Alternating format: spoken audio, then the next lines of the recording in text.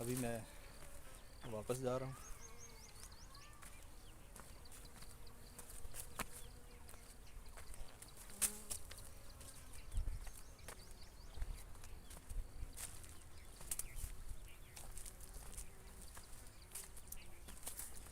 ये गुलाब के खेतों के साथ साथ लोगों ने जानवरों के खाने के लिए भी फसल उगाई हुई है।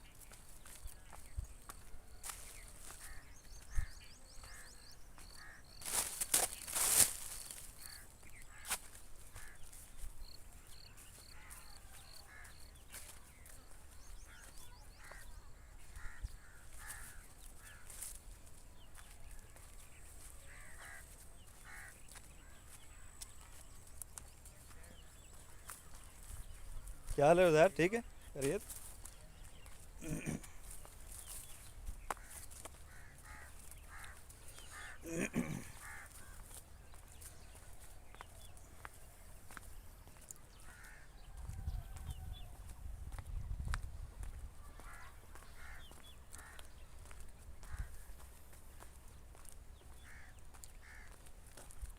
इसके अलावा ये गंदम की फसल पक के तैयार हो चुकी है।